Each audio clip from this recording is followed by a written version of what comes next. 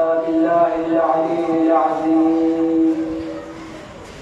أعوذ بالله من الشيطان اللعين الرجيم. بسم الله الرحمن الرحيم. الحمد لله الذي هدانا لهذا وما كنا لنهتدي لولا أن هدانا الله. لقد جاءت رسل ربنا بالحق. الصلاة والسلام وتحية والإكرام مولانا ومولى الثقلين جد الحسن والحسين بالقاسم محمد.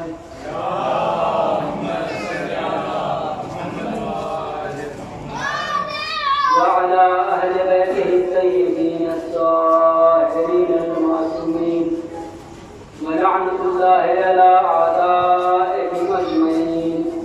أما بعد، فقد قال الله تبارك وتعالى في القرآن الكريم والفرقان الحميد وقوله بالحق.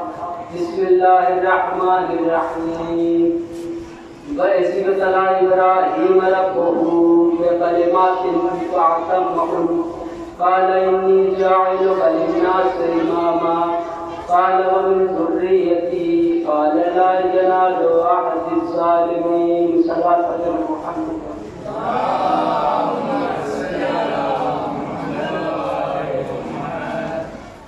حضرات عزاداران سرکار سید الشہداء اور سوگواران حضرات رسولان کربلا اور معصومداران حضرت ابوالفضل عباس بدوپہر شہادت معصومین علیہ السلام اور خصوصاً بتائید شہداء اولیاء بنت رسول حضرت بطول جناب فاطمہ الزہرا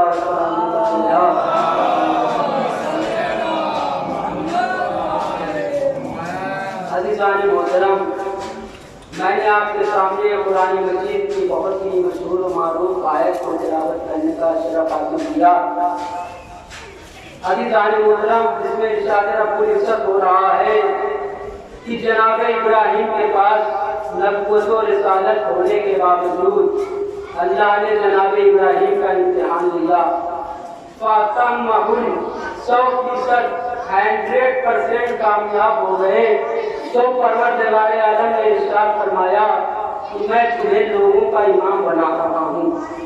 بھائی اللہ نے لوگوں کا امام جناب ابراہیم کو بنا دیا تو جناب ابراہیم نے اپنی ذریت کے لیے بھی تقاضا فرمایا کہ کیا میری نسل کو بھی امامت مل سکتی ہے. اللہ نے منع نہیں کیا. اللہ نے یہ نہیں کہا کہ تمہاری نسل یا تمہاری ذریت میں امامت نہیں رہے گی. اللہ نے فرمایا رہے گی تمہاری ہی نسل میں، لیکن ہم امامت کو ظالموں تک پہنچنے نہیں دیں گے. عزیزان محترم، میں نے بغیر تمہید کے اپنی گفتگو کا آغاز کر دیا ہے. زیادہ تر میں گفتگو نہیں کروں گا، مختصر سے وقت میں اپنی بات مکمل کرنے کی کوشش کروں گا. بس گزارش یہ ہے کہ جتنی دیر بھی آپ کے سامنے رہوں پوری توجہات انشاءاللہ میری طرف رکھیے گا. اور اگر کوئی بات آپ تک پہنچتی رہے تو اپنی بات مجھ تک پہنچاتے رہیے گا تاکہ مجھ کو پتہ لگے کہ میری بات آپ تک پہنچ گئی ہے. ذات تحسین سبحان اللہ، یہ نہ کسی ذاکر کی ضرورت ہوتی ہے نہ کسی شاعر کی ضرورت ہوتی ہے. یہ صرف اس لیے ہوتا ہے کہ ذاکر یا شاعر کو پتہ چلتا رہتا ہے کہ میری بات کہاں تک پہنچی ہے. اس لیے گزارش ہے کہ جہاں تک بات پہنچتی رہے بتاتے رہیے گا. تو میں کیا عرض کر رہا تھا کہ اللہ نے منع نہیں کیا.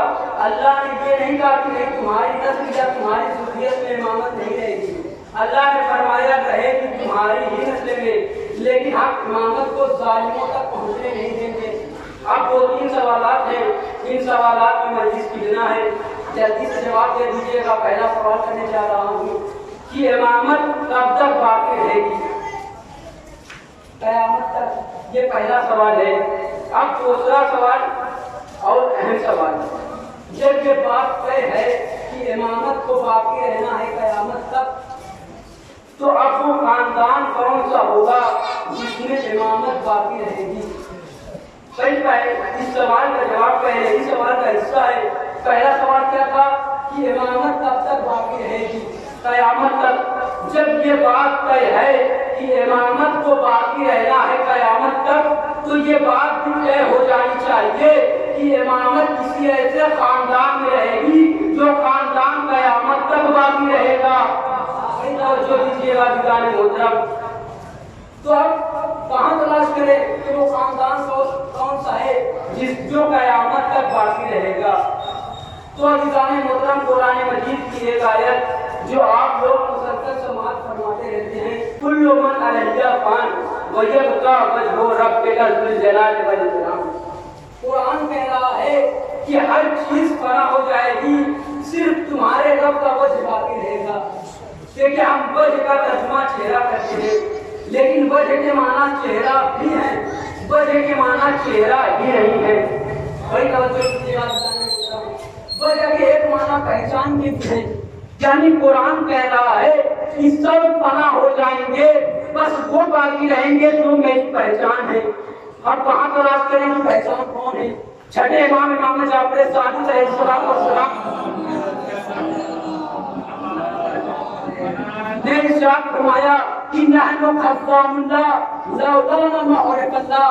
छठे इमाम ने फरमाया क्या कि हम अहले बैत अल्लाह के खजानों के मालिक हैं। अगर हम न होते तो अल्लाह पहचाना न जाता। बड़ी तवज्जो, अगर हम न होते तो अल्लाह पहचाना न जाता। इसका मतलब अल्लाह की इताअत हुई है अहले बैत की वजह से, अल्लाह की इबादत हुई है अहले बैत की वजह से, अल्लाह को माना गया है अहले बैत की वजह से, अल्लाह को समझा गया है अहले बैत की वजह से, अल्लाह को पहचाना गया है अहले बैत की वजह से, अल्लाह को पहचाना गया है अहले बैत की वजह से। और कुरान कह रहा है कि सब फना हो जाएंगे, बस वो बाकी रहेंगे जो मेरी पहचान है। छठे इमाम ने फरमाया कि हम अहले बैत अल्लाह की पहचान है। और आयत को हदीस से मिला दीजिए, नतीजा खुद निकल के आ जाएगा कि दुनिया का हर खानदान भी जाएगा, बस खानदान अहले बैत बाकी रहेगा। सलाम पढ़े मोहम्मद वाले मोहम्मद पर।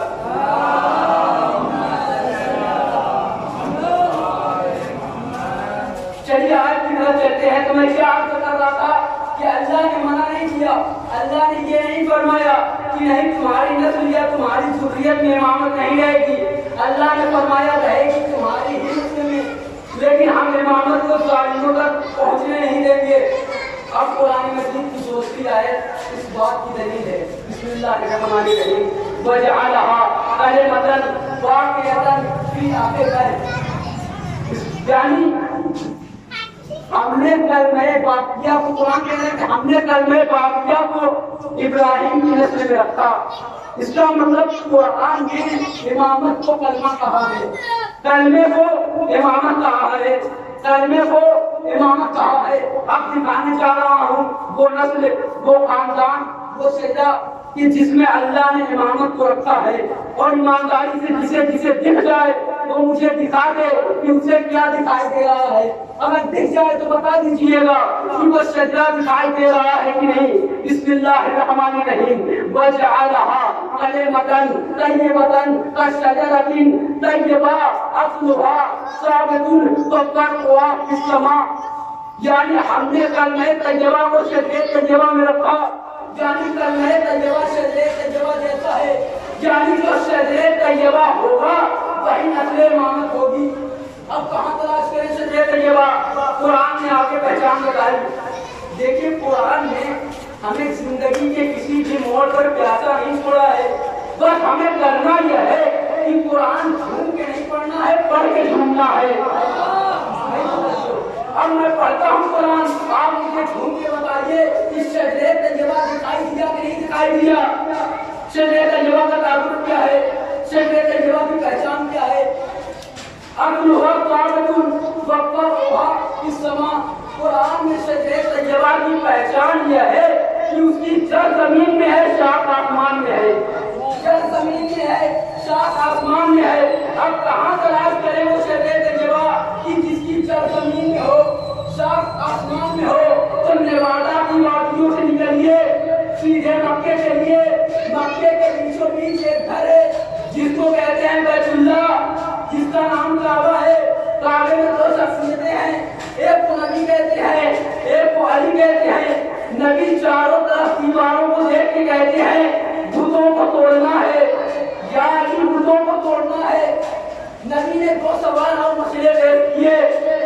या मैं तुम्हारे कांधों पे सवार हो जाता हूँ और बुतों को तोड़ देता हूँ, या तुम मेरे कांधों पर सवार होकर बुतों को तोड़ दो। ईमानदारी से बताइए अली क्या जवाब देंगे? यही कहेंगे ना कि मैं अपने कांधे झुका लेता हूँ, आप सवार हो जाइए, यही तो कहेंगे।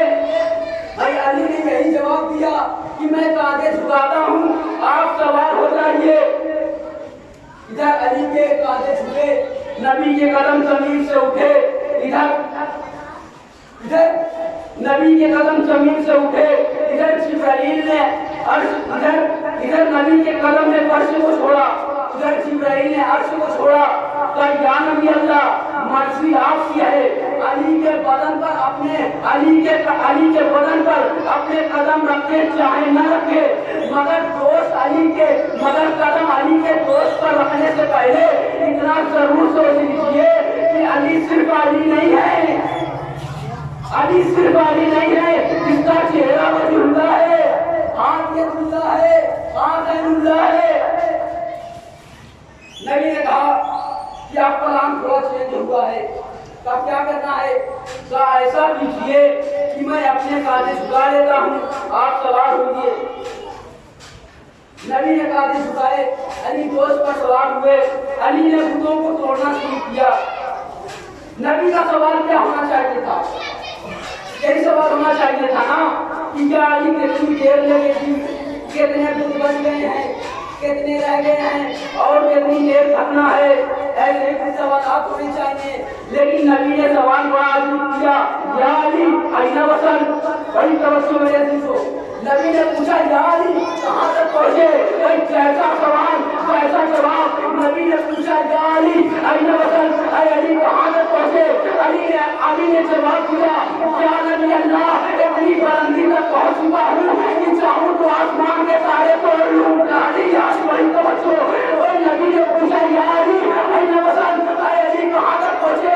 अली ने जवाब दिया, या नबी अल्लाह इतनी बुलंदी तक पहुँच चुका हूँ कि चाहूँ तो आसमान के तारे तोड़ लूँ, चाहूँ तो आसमान के तारे तोड़ लूँ। कोई बात मैंने सारी कही, कौन पहुँचा कौन रह गया, सजे तैयबा मैंने दिखा भी दिया। और नबी के पैर जमीन पर, अली चाहे तो आसमान के तारे तोड़ ले। नबी के पैर जमीन पर, अली चाहे तो आसमान के तारे तोड़ ले। आवाज़े किबरिया आई, देखो सजे तैयबा चल जमीन में ऐसा आसमान।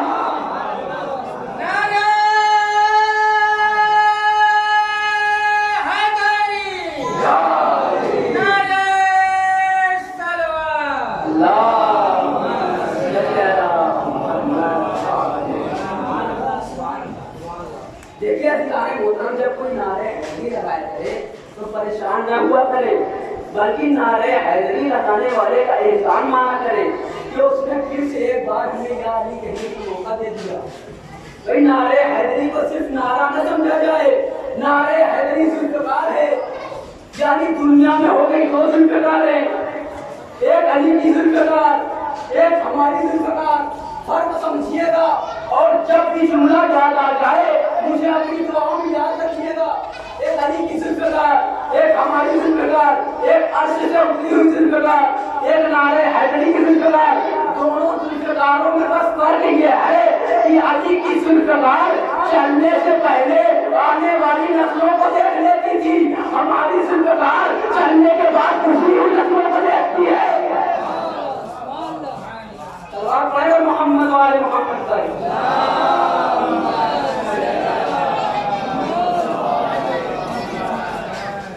अब अजीज़ान मोहतरम, इससे देख के जवाब की दो पनाहगाहें हैं। एक पनाहगाह को अबू तालिब कहते हैं, एक पनाहगाह को जनाबे खदीजा कहते हैं। कौन अबू तालिब? जो अबू तालिब की तारीफ तभी भी है कि जब वक्त विलादत हुजूर अकरम सल्लल्लाहु अलैहि वसल्लम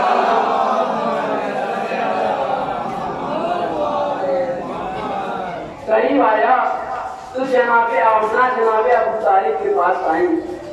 आने के बाद कहा कि बच्चे की विलादत कहाँ होगी।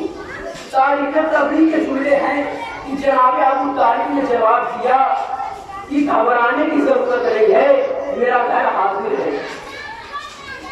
यानी ये बात तारीख से साबित है कि بلکہ یہ بھی ثابت ہے کہ حضور کو پالا بھی ابو طالب نے۔ صرف یہی نہیں بلکہ یہ بھی ثابت ہے کہ حضور کا نام محمد بھی ابو طالب نے رکھا ہے۔ صرف یہی نہیں بلکہ یہ بھی ثابت ہے کہ حضور کا نکاح بھی ابو طالب نے پڑھا ہے۔ بڑی توجہ دیجیے گا عزیزان محترم، کون ہے حضور؟ حبیب کبریا، محبوب خدا، وہ خدا کہ جو قرآن میں ارشاد فرما رہا ہے کہ ہر جزاء احسان الا احسان، یہ احسان کا بدلہ احسان ہوتا ہے۔ وہ خدا دیکھ رہا ہے کہ میرا حبیب پیدا ہوا ہے، میرا حبیب پیدا ہوا ہے ابو طالب کے گھر میں، پالا ابو طالب نے، نام رکھا ابو طالب نے، نکاح پڑھا ابو طالب نے۔ اللہ کا جواب آیا کہ اے ابو طالب تم میرے حبیب پر احسان کرو اپنی اوقات سے، ہم بتلا دیں گے اپنی حیثیت سے۔ تو اے ابو طالب یہ طے ہو گیا کہ میرا حبیب پیدا ہوا ہے تیرے گھر میں تو تیرا بیٹا پیدا ہوگا میرے گھر میں۔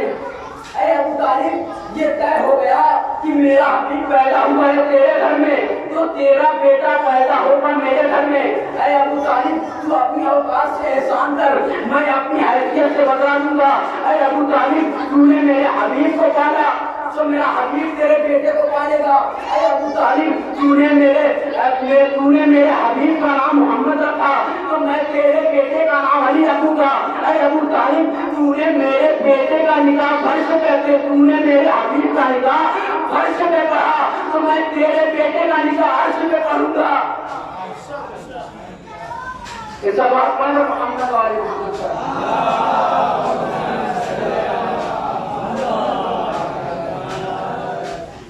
دوسری شخصیت جناب خدیجہ سلام اللہ علیہا۔ صحیح بخاری میں ہے کہ رسول نے فرمایا کہ دنیا کی سب سے بہترین عورتیں چار ہیں۔ کون کون؟ جناب آسیہ، جناب مریم، جناب خدیجہ، جناب فاطمہ زہرا سلام اللہ علیہا۔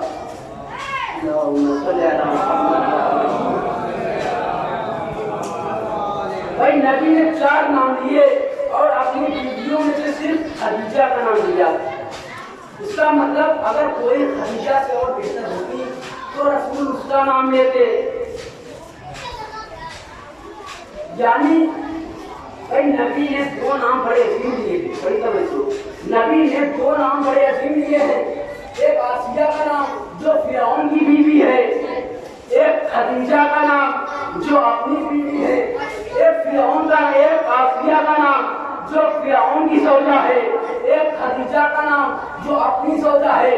یعنی نبی نے 1400 برس پہلے بتا دیا کہ یہ مت دیکھا کرو کہ بیوی کس کی ہے، دیکھنا ہو تو یہ دیکھو کردار کیسا ہے، عمل کیسا ہے۔ یہ سوال پر محمد وآل محمد صلی اللہ علیہ وسلم۔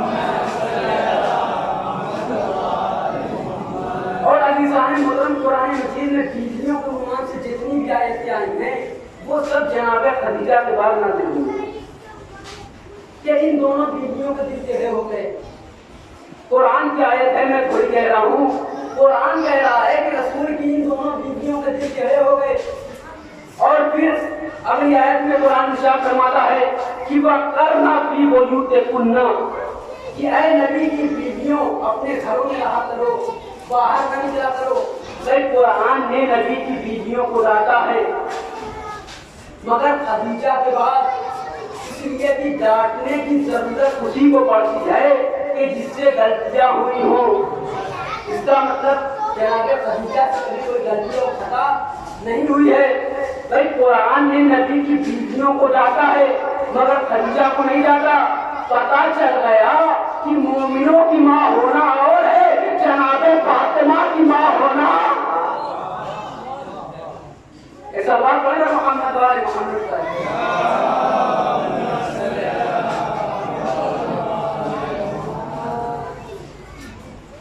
صحیح بخاری میں بھی یہ روایت ہے اور صحیح مسلم میں بھی یہ روایت ہے جو آپ کے سامنے آج کرنے جا رہا ہوں کہ رسول کی ایک بیوی، ایک زوجہ، ایک مسز کہا کرتی تھی کہ رسول اس وقت تک گھر سے نکلتے ہی نہیں تھے جب تک یہ خدیجہ کی تعریف نہ کر لیں۔ انہوں نے کہا کہ ایک دن مجھے غصہ آ گیا اور میں نے غصے میں کہا کہ آپ کو خدیجہ سے بہتر بھی اور بیویاں ملی ہیں، کبھی ان کا تذکرہ بھی کر لیا پوچھئے۔ انہیں غصہ آ گیا تو رسول کو ان سے زیادہ غصہ آ گیا۔ روایت میں 10 صحابہ کا جملہ ہے کہ غصے کی وجہ سے رسول کے سر کے بال ہلنے لگے، اور رسول نے فرمایا کہ لا واللہ، نہیں قسم خدا کی، خدیجہ سے بہتر اللہ نے مجھے کوئی عورت دی ہی نہیں۔ اب 4 اسباب اور 4 وجوہات بیان کیے گئے کہ خدیجہ سے بہتر مجھے کوئی نہیں ملا۔ کس لیے نہیں ملا؟ نبی نے فرمایا کہ خدیجہ مجھ پر اس وقت ایمان لے کر آئیں جب سب میرا انکار کر رہے تھے۔ نبی نے فرمایا کہ خدیجہ نے میری اس وقت تصدیق کی جب سب مجھے جھوٹا مان رہے تھے۔